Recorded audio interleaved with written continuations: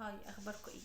معانا واحد بيقول: انا راجل عندي 30 سنة وعندي مشكلتي، بس هما مرتبطين ببعض بشكل ما. انا ليا انسانة عزيزة عليا قوي، اكتر من اخوات بجد. هي قد في السن وبنشتغل مع بعض في نفس المكان، وبتمنى لها الخير. اخرة الخير ده بيوصل لحاجة تانية. حصل انها لسه ما حصلهاش نصيب ولا اتجوزت، واخر موضوع بينا حاولنا بكافة الطرق نخليه ينجح علشان افرح بيها يا حنين. وهي حاولت بس ما طلعش مناسب في النهاية. وفعلا انا نفسي افرح، وعقلي عمال يوديني ويجي. بكونش انا بحبها؟ لا يا شيخ، بس هي تستحق حد مش متجوز. وهنا تيجي المشكلة التانية، اللي انت متجوز. انا متجوز من 14 سنة وعندي 3 اولاد، وجوازي كان من رفيقة حياتي في المدرسة، وفضلت أعرفها في الكلية واتجوزنا. ومشكلتي بقى إن ابتديت أشوفها مش مناسبة ليا، مع التفكير في دماغي بالمقارنة بالتاني. يعني انت جاي تقارن بعد 14 سنة؟ ما قارنتش لا من أول سنة. وطبعا عندي 3 أولاد منها، وربنا يشهد اللي أنا بعملها بما يرضي الله. على الرغم اللي احنا شغالين مع بعض، بس حاسس ان مخترتش الصح في الاول. يا حول الله، يعني انت جاي تختار وتفكر بعد 14 سنة اللي انت اخترت غلط؟ حبيبة عمري، اول اختيارات ما بقتش زي الاول، زي ما انا عاوزها. وده بيدعم حل المشكلة الاولى، اللي هي ان انا اتجوز التاني، لان التانية في دماغها على طول. وانا عارف التأثير على بيتي وهبقى عامل ازاي.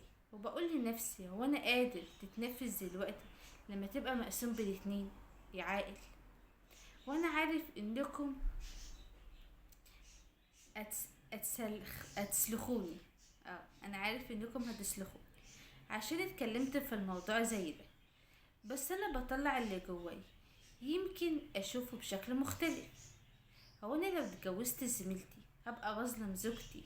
وما ينفعش تفرح هي وانا اشوف حد شبهي اختاره بقلب وعقل؟ وكمان عصبيتي ومشاكلي مع زوجتي تقل، وعلم اني هتجوزها وهعمل كل اللي نفسي فيه من فرح وشقة، وربنا يقدرني اللي عدل بينا. وطبعا انا عارف ان زوجتي هتتجنن، فانا مش عارف اعمل ايه غير ان اندفع على عواطفي او تتهموني اللي انا اناني. لا، احنا مش هنتهمك اللي انت اناني. هو انت اناني اصلا؟ يعني انت واحد جاي تفكر بعد 14 سنة اللي انت اخترت غلط؟ ولا انت لما شفت واحدة تانية فبقى قلبك بقى يا عيني الرهيف الضعيف ما قدرش يستحمل اللي هي كل شوية حد يرفضها او ما يكملش، فقلت لا، انا اولى بيها، اللي هي زي اختي زي ما انت قايل. فانا لا، هي طيبة وعاقلة، ومراتي التانية بتعمل مشاكل، فانا اختار الطيبة الهادية اللي عايش معاها بقيت ايامي وحياتي، واسيب بقى مراتي وعيالي يتبهدلوا ويتمرمطوا. بس انا هبعت لهم فلوس بس يتمرمطوا عادي.